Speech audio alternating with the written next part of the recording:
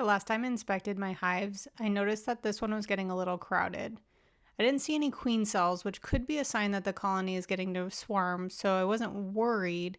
But the next time I looked out our window, I noticed that there was more bees bearding at this hive than any of the other hives. Bees can beard like that for many reasons, but it doesn't necessarily mean that they're going to swarm. But since we were going to be going on vacation and I wouldn't be able to inspect the hives for a few weeks, I decided it was smart to get ahead of the problem before the bees ran out of room, and it turned into a problem. Welcome to the Acreless Homestead. I'm Hannah, and we're a family of 5 living in Central Florida, learning how to grow and raise our own food, preserving and cooking from scratch, all on 8,000 square foot suburban lot. From gardening, beekeeping, and raising chickens to sourdough, cheesemaking, and food preservation, we're sharing the journey as we learn to build a productive homestead with the space that we have. So in today's video, we're going to take a few different precautions to ensure that the bees are happy, healthy, and do not swarm while we're on vacation. I noticed that the honey super was super heavy and nearly ready to harvest. There were 3 frames in the middle that were completely capped, so I decided to harvest those first. My hopes were that by making some room in the honey super, the bees would move the honey that was in the brood box up into the super and make some room in the brood box for the queen to lay some new eggs. When you look from this side view, you can actually see how much honey is in each one of these frames. And I know that they're capped because I pulled the frames up and looked at the side of them. After my first harvest from the flow frames, I decided it would be much easier to make this little contraption with a 5-gallon bucket in order to harvest multiple frames at once. It's really simple. All it is a 5-gallon bucket with a lid. I drilled some holes in the lid and then attached these tubes to carry the honey from the flow frame tube all the way into the bucket. In order to make the honey flow out of the flow frames, all you do is use this contraption, this little tool here, put it into the frame and then turn, and that breaks the seal so that the comb actually splits vertically in the hives. And then that's what makes the honey flow because the seal has been broken. The honey flows pretty quickly because it's 95 degrees out. But once I bring it inside at room temperature, it'll solidify a little bit more to the consistency that you would expect honey to be at. So from harvesting 3 frames of honey, I yielded an estimate maybe 15 pounds of honey. Even though before I harvested, I made sure that the entire frame that I was going to harvest was completely capped, which means that the bees have finished drying out the nectar into honey and they're sealing each cell with beeswax. I still, after harvest, will use this refractometer to check the moisture of the honey. Ideally, you want it below 18%. Anything over 18%, you run the risk of the honey fermenting. And so you'd really want to use that honey first or prepare to use it for mead. And that's just really simple to use. All you do is put a little drop of honey onto the glass frame there, and then you look through the little scope and into the sunlight. And there's a little reading on the inside of there that shows the hydration of your honey. A few days later, my new nuke box was ready to make a split in order to make even more room for the bees. This is exactly what it sounds like, splitting the amount of frames from 1 box into 2, and then adding empty frames in the boxes in order to provide more room for the bees, and in this case, hopefully reduce the urge for them to swarm. So today's plan for the bees, I have to get in there, and first I'm going to do like a quick inspection, see what we're working with. I believe I have enough for a split. So that's really the end goal of today's inspection. I'm hoping to make a split from one of our hives. And then I want to check also to make sure that the rest of the honey that I did not harvest last week, there's 4 frames left in the honey super that I did not harvest. I want to check to see if those are fully capped. And if they are, then I'll harvest the rest of that so they can have room to move more honey up. Got some busy bees today.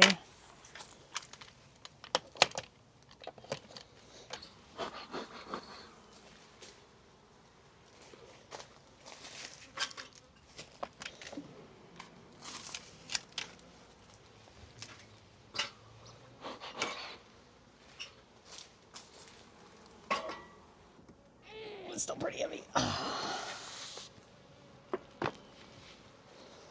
Good morning, ladies. This one is all honey. Yeah, so this inspection I'm going to be very careful to leave the queen in this hive. It's nice and sunny today, so it's good conditions. I will say they still are not very happy campers. There's the queen. That made that easy. Ugh, wish I had a queen cage I could keep her there. I'm going to leave this one and take the other one. Oh man, they're mad.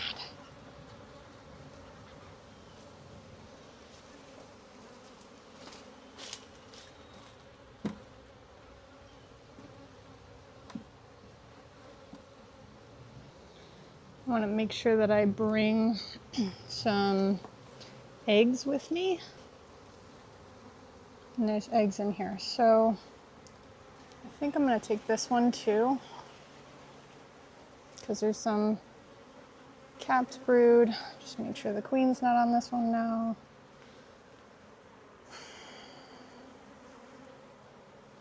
Okay. There's a lot of pollen in this one. More eggs. Let me take this one too. What was this one? That was some brood. More eggs. Yeah, I'm gonna take this one too. Some brood. Some eggs here. I'm gonna leave this one so they have something. So I'd love to have one more of pollen and honey, and one more. Man, they're so mad. So we've got some capped brood, capped brood.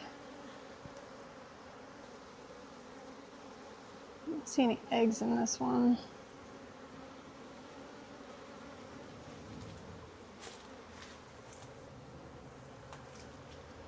I'll take that and one more.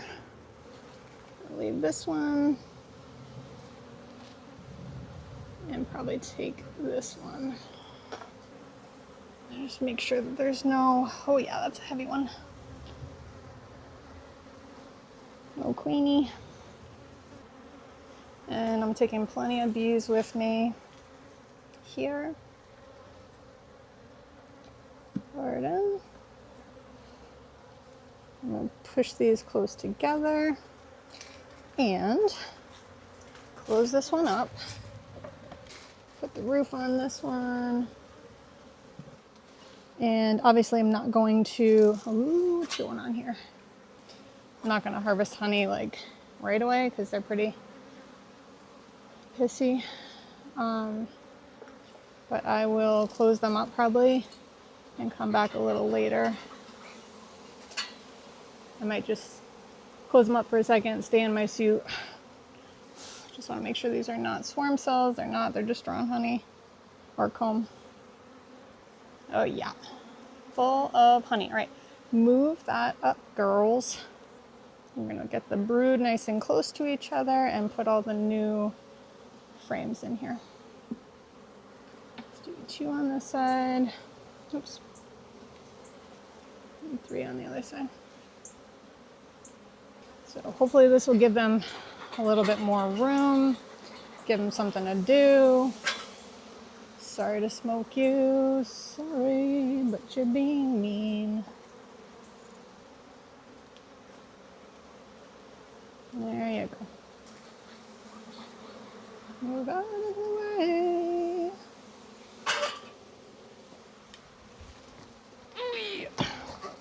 Oh God, it's so heavy.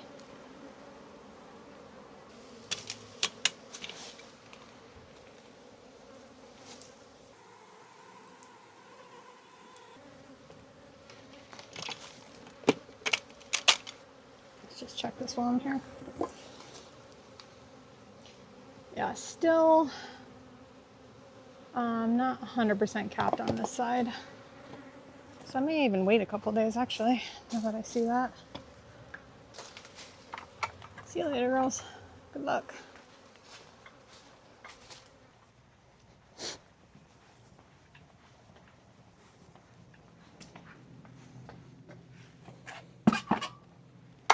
Good morning. Okay, so a few things that I'm going to check on with the hives this morning. One is that nuke box that I put out when I did the split, and that's been about a week now that those bees have been in there. So I'm going to go check to make sure they have queen cells in there, that they're making their new queen. I'm going to check the honey on the adjacent hive to make sure that it's mostly capped, and I think I'll harvest the rest of that. I've noticed way less bearding where they hang out in front of the landing board there. So that's a good thing. That's kind of like what I was trying to accomplish. And so I also want to see the population where that's at, if they're still kind of like overflowing. They shouldn't be. We should be good.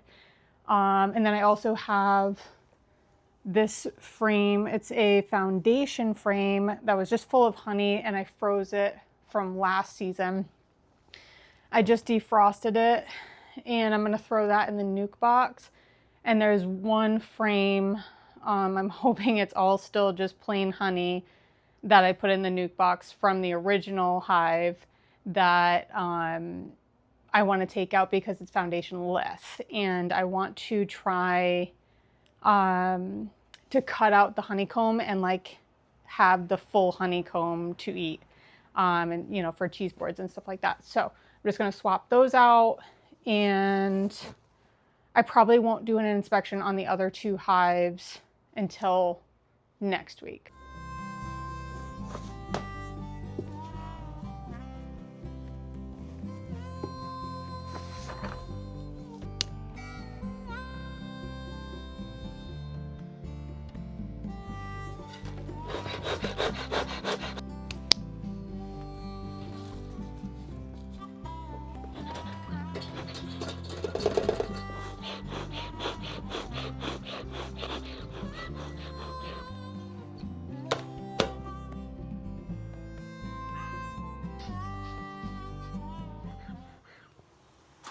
I hear bees in there. That's a good sign.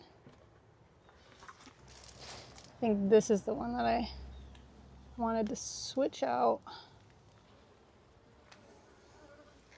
Oh yeah, okay, so it's not capped anymore. That's kind of a bummer. So they're eating, I guess, quite a bit of that honey, probably because they needed the energy. Good then, okay.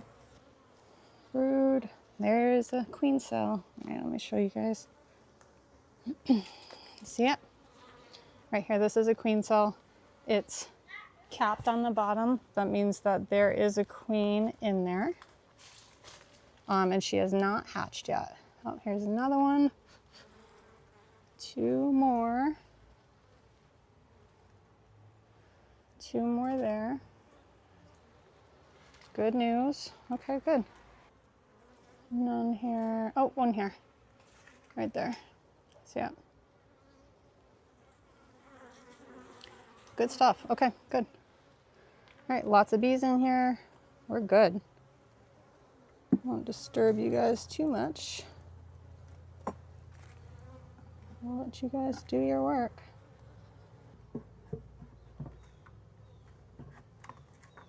Okay, that one's good. All right, so for this one, I guess what I'll do is check the honey first. Let's check the sides to see what they even look like. Okay, that looks like almost 100% capped on this side. Let me see if I can bring you over to show you. Awesome. That looks 100% capped too. I'm just gonna check real quick, make sure, confirm my suspicions.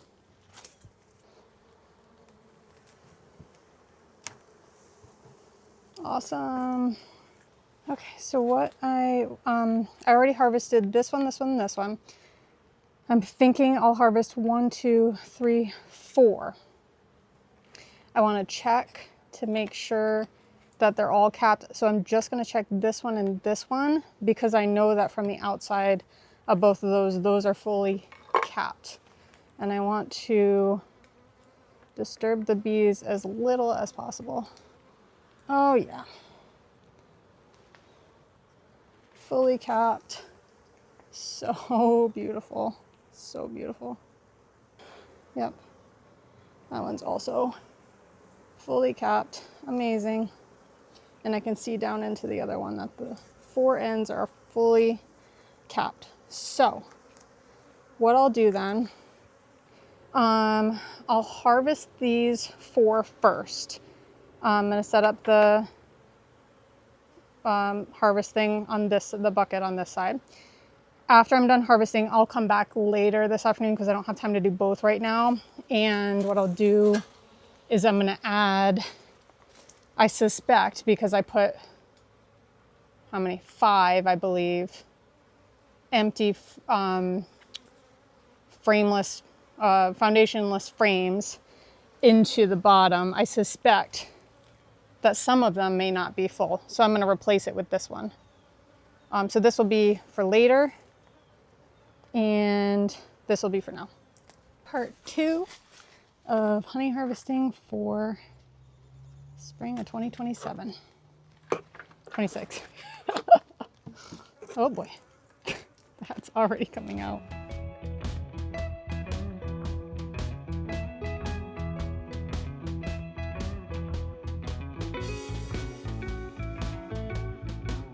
Okay, all hooked up here. There we go.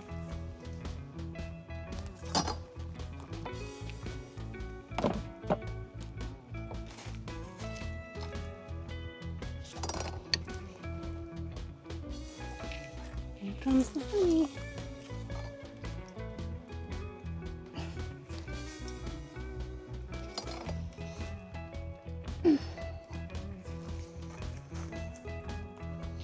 Okay. And we just let this run. Whoa.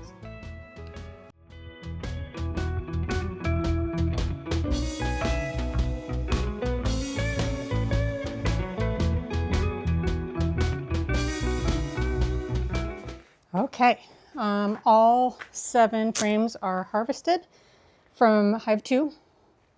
One thing that I noticed while I was out there is Hive 1 didn't seem like it had a lot of activity at the front on the bee board, the landing board.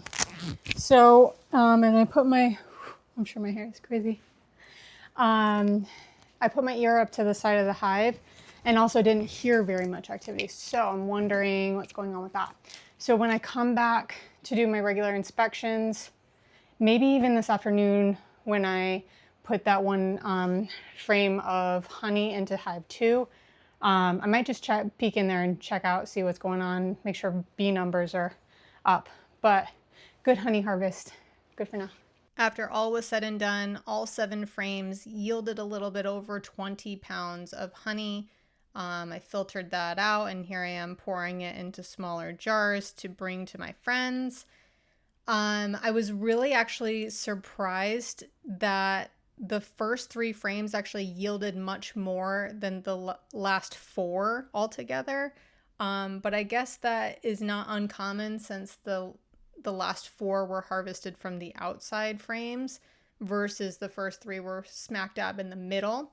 But I guess that's just another fun experiment to see what it yields this fall by comparison. Thanks for joining me today and spending a part of your day with me. If you liked this video and want to see more, don't forget to subscribe, like, and turn on the bell notifications, and I'll see you in the next video.